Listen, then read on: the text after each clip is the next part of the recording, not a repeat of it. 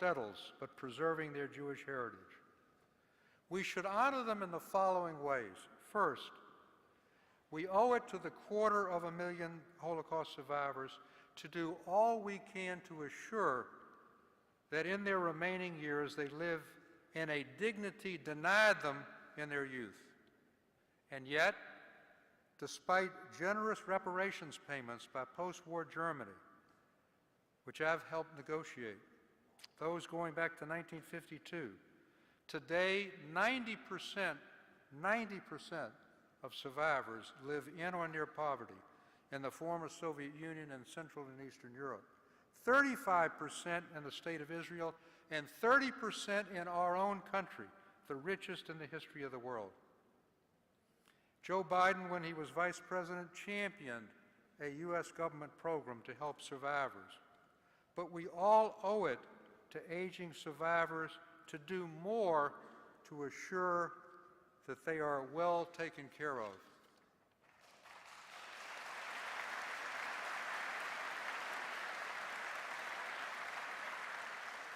Second, we must absorb the lessons of the Holocaust, which began by recognizing that the Holocaust was not inevitable. It was not inevitable.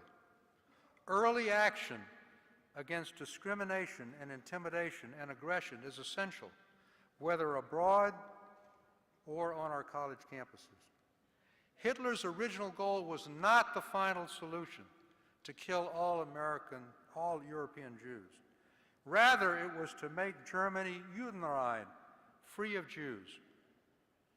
He methodically proceeded step by step to gauge German and world opinion to the gradual disenfranchisement of German Jews. And here's what he saw: no boycott of the Berlin Olympics, no economic sanctions or other action after the Anschluss with Austria, no action with the takeover of the Czech Sudetenland and the Munich Pact,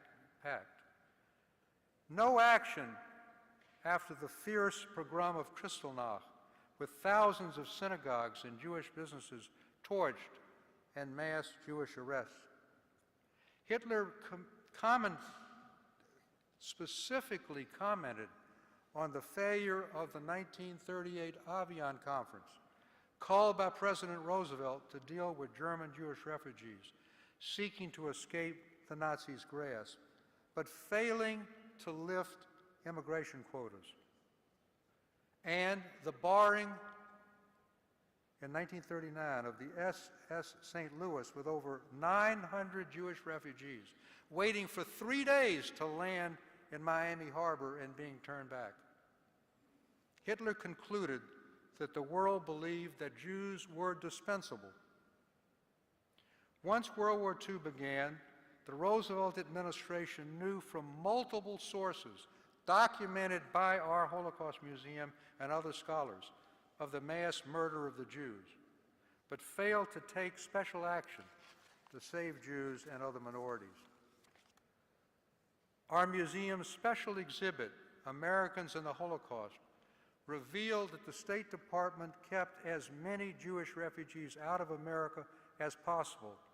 And frankly, this reflected the views of a majority of the American public, despite their knowing of and opposing the Nazi terror against the Jews.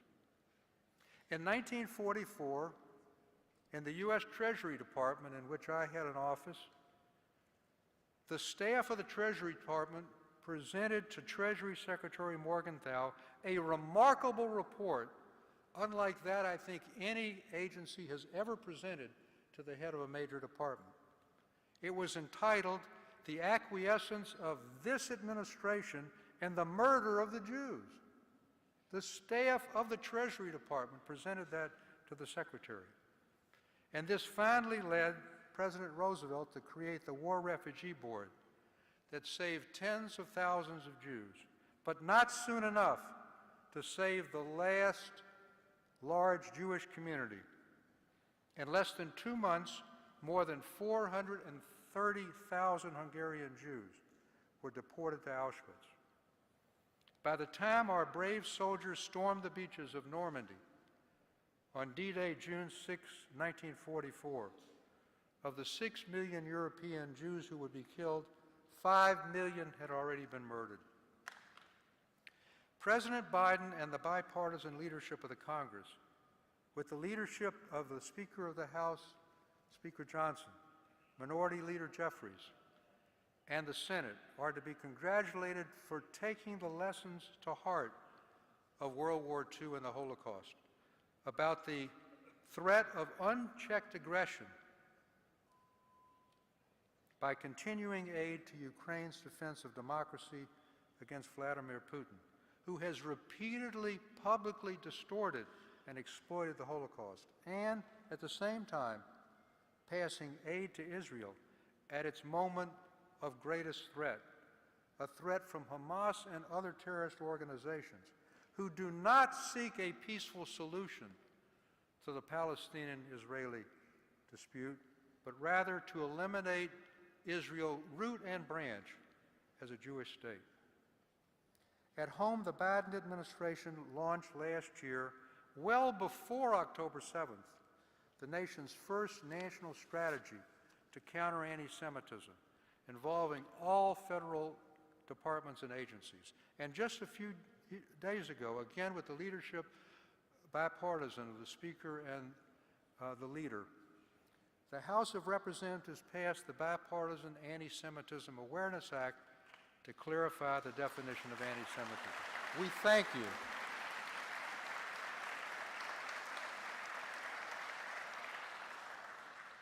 And last, the most lasting way to honor the victims of the Holocaust and today's survivors as eyewitnesses leave us is Holocaust education. To combat those who deny, denigrate, or distort the Holocaust, and to make clear to future generations what can happen when anti-Semitism goes unchecked, which threatens us today. To remember the power of propaganda, first used on a mass basis on radio by the Nazis, but now virulent on our own social media. To learn the need to protect democracy and the rule of law from assault, and the possibilities for each of us, and particularly our young people, as they start their life, to make the right choice, to take the path that rescuers took during the Holocaust, and our museum recognizes them, but not to be indifferent or to choose to follow Hitler down the abyss.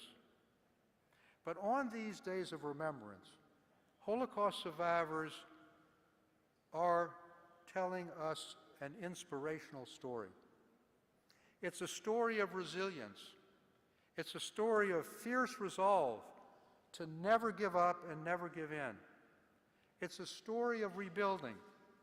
It's a story of not allowing the trauma of losing their families and their communities and their abandonment by the world to deter them from creating a new life with new families and a renewed determination to follow the Jewish admonition of Tikkun Olam, repairing the holes in the fabric of the world. You truly are our inspiration as we confront unprecedented anti-Semitism in our own time, in our own country, to rededicate ourselves to fulfilling Elie Wiesel's vision that no one's future should be like their past. It's my distinct pleasure and privilege to introduce a friend of almost 50 years who is a great supporter of Holocaust survivors, who entrusted me with the chairmanship of our great Holocaust Museum because he knew that Holocaust justice for survivors, memory for victims, and lessons for future generations has been an animating feature of my life. To me, he is not only President of the United States, he's a mensch, who as Vice President came unannounced to my late wife's Shiva in 2013 and spoke spontaneously and movingly about the meaning of her life. It's a gesture my family and I shall never forget. Ladies and gentlemen, Mr. Speaker, Leader Jeffries, members of Congress, dignitaries, and most especially Holocaust survivors, the President of the United States, Joe Biden.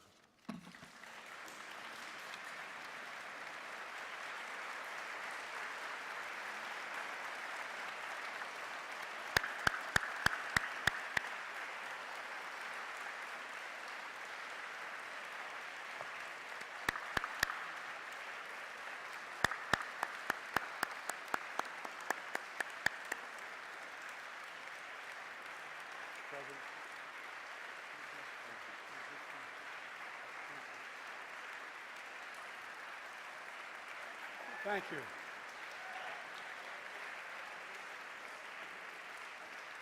Thank you, and please. Thank you, Stu Eisenstadt, for that introduction, for your leadership in the United States Holocaust Memorial Museum. You're a true scholar and statesman and a dear friend. Speaker Johnson, Leader Jeffries, members of Congress, and especially the survivors of the Holocaust. My mother here, she'd look at you and say, God love you all. God love you all. Abe Foxman and all other survivors who embody absolute courage and dignity and grace are here as well. During these sacred days of remembrance, we grieve, we give voice to the 6 million Jews who were systematically targeted and murdered by the Nazis and their collaborators during World War II. We honor the memory of victims, the pain of survivors, the bravery of heroes who stood up to Hitler's unspeakable evil, and we recommit to heading and heeding the lessons that one of the darkest chapters in human history, to revitalize and realize the responsibility of never again. Never again, simply translated for me, means never forget. Never forget. Never forgetting means we must keep telling the story. We must keep teaching the truth. We must keep teaching our children and our grandchildren. And the truth is, we're at risk of people not knowing the truth. That's why growing up, my dad taught me and my siblings about the horrors of the Shoah at our family dinner table. That's why I visited Yad Vashem with my family as a senator, as vice president, and as president. And that's why I took my grandchildren to Dachau so they could see and bear witness to the perils of indifference, the complicity of silence in the face of evil that they knew was happening. Germany, 1933. Hitler and his Nazi party rise to power by rekindling one of the world's oldest forms of prejudice and hate, anti-Semitism. His rule didn't begin with mass murder. It started slowly across economic, political, social, and cultural life. Propaganda demonizing Jews, boycotts of Jewish businesses, synagogues defaced with swastikas, harassment of Jews in the street and in the schools, anti-Semitic demonstrations, pogroms, organized riots. With the indifference of the world, Hitler knew he could expand his reign of terror by eliminating Jews from Germany, to annihilate Jews across Europe through genocide the Nazis called the final solution. Concentration camps, gas chambers, mass shootings. By the time the war ended, 6 million Jews, 1 out of every 3 Jews in the entire world, were murdered. This ancient hatred of Jews didn't begin with the Holocaust. It didn't end with the Holocaust either, or even after our victory in World War II. This hatred continues to lie deep in the hearts of too many people in the world, and it requires our continued vigilance and outspokenness. That hatred was brought to life on October 7th in 2023. On the sacred Jewish holiday, the terrorist group Hamas unleashed the deadliest day of the Jewish people since the Holocaust. Driven by ancient desire to wipe out the Jewish people off the face of the earth, over 1,200 innocent people, babies, parents, grandparents, slaughtered in their kibbutz, massacred at a music festival, brutally raped, mutilated, and sexually assaulted. Thousands more carrying wounds, bullets and shrapnel from the memory of that terrible day they endured. Hundreds taken hostage, including survivors of the Shoah. Now, here we are, not 75 years later, but just 7.5 months later, and people are already forgetting. They're already forgetting that Hamas unleashed this terror. It was Hamas that brutalized Israelis. It was Hamas who took and continues to hold hostages. I have not forgotten, nor have you, and we will not forget.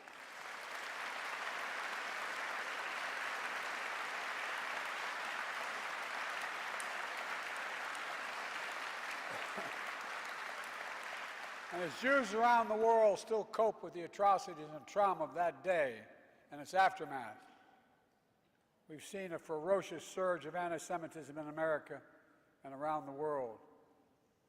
Vicious propaganda on social media. Jews forced to keep their hide, their keepers under baseball hats, tuck their Jewish stars into their shirts. On college campuses, Jewish students blocked, harassed, attacked while walking to class. Anti-Semitism, anti-Semitic posters, slogans calling for the annihilation of Israel, the world's only Jewish state. Too many people denying, downplaying, rationalizing, ignoring the horrors of the Holocaust. And October 7th, including Hamas's appalling use of sexual violence to torture and terrorize Jews. It's absolutely despicable, and it must stop. Silence.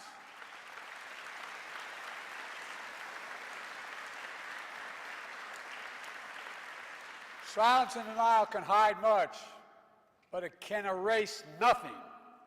Some injustices are so heinous, so horrific, so grievous, they cannot be buried, no matter how hard people try. In my view, a major lesson of the Holocaust is, as mentioned earlier, was not inevitable. We know hate never goes away, it only hides.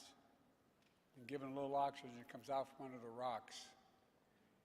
We also know what stops hate. One thing, all of us. The late Rabbi Jonathan Sachs described anti-Semitism as a virus that survived and mutated over time. Together, we cannot continue to let that happen. We have to remember our basic principles as a nation. We have an obligation. We have an obligation to learn the lessons of history so we don't surrender our future to the horrors of the past. We must give hate no safe harbor against anyone. Anyone. From the very founding, our very founding, Jewish Americans, who represent only about 2% of the U.S. population, have helped lead the cause of freedom for everyone in our nation. From that experience, we know scapegoating and demonizing any minority is a threat to every minority and the very foundation of our democracy.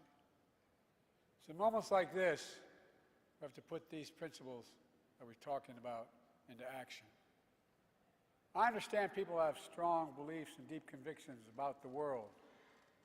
In America, we respect and protect the fundamental right to free speech, to debate and disagree, to protest peacefully, and make our voices heard. I understand that's America, but there is no place on any campus in America, any place in America, for anti-Semitism or hate speech or threats of violence of any kind.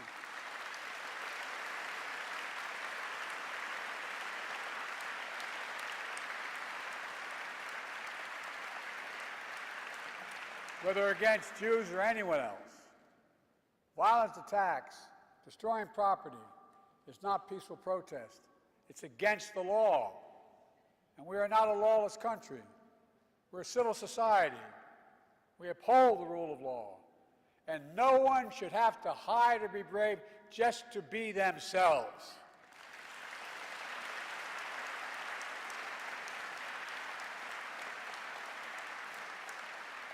To the Jewish community, I want you to know, I see your fear, your hurt, and your pain. Let me reassure you, as your president, you're not alone. You belong. You always have and you always will. And my commitment to the safety of the Jewish people, the security of Israel, and its right to exist as an independent Jewish state is ironclad, even when we disagree.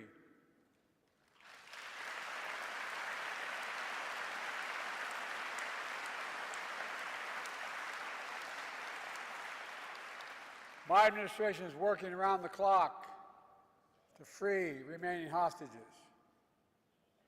just as we have freed hostages already, and will not rest until we bring them all home.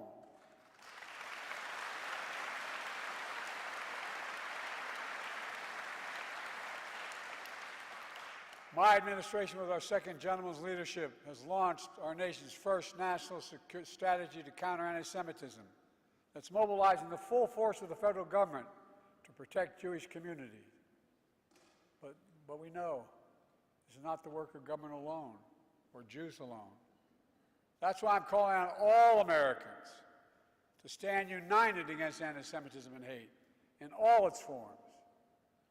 My dear friend, who became a friend, the late Elie Wiesel, said, quote, "One person of integrity can make a difference." We have to remember that, now more than ever. Here in Emancipation Hall, the U.S. Capitol, among the towering statues of history, is a bronze bust of Raoul Wallenberg. Born in Sweden as a Lutheran, he was a businessman and a diplomat. While stationed in Hungary during World War II, he used diplomatic cover to hide and rescue about 100,000 Jews over a 6-month period. Among them was a 16-year-old Jewish boy who escaped a Nazi labor camp. After the war ended, that boy received a scholarship from the Hillel Foundation to study in America. He came to New York City penniless, but determined to turn his pain into purpose, along with his wife, also a Holocaust survivor. He became a renowned economist and foreign policy thinker, eventually making his way to this very Capitol on the staff of a first-term senator. That Jewish refugee was Tom Lantos, and that senator was me. Tom and his wife Annette and their family became dear friends to me and my family. Tom would go on to become the only Holocaust survivor ever elected to Congress, where he became a leading voice on civil rights and human rights around the world. Tom never met Raoul, who was taken prisoner by the Soviets, never to be heard from again. But through Tom's efforts, Raoul's bust is here in the Capitol. He was also given honorary U.S. citizenship, only the second person ever after Winston Churchill. The Holocaust Museum here in Washington is located on a road in Raoul's name.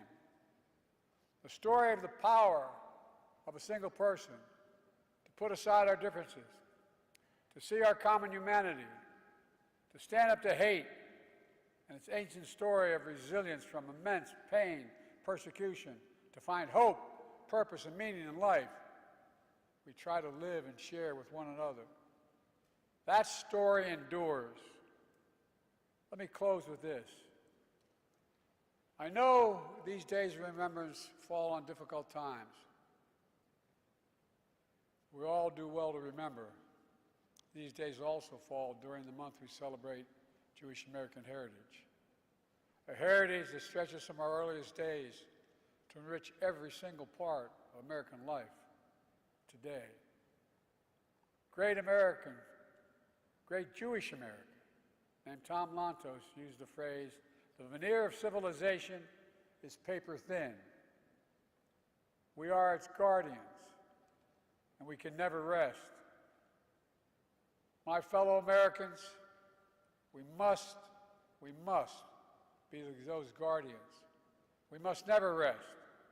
We must rise against hate, meet across the divide, see our common humanity, and God bless the victims and survivors of Shoah. May the resilient hearts, the courageous spirit, and the eternal flame of faith of the Jewish people forever shine their light on America and around the world. Pray God. Thank you all.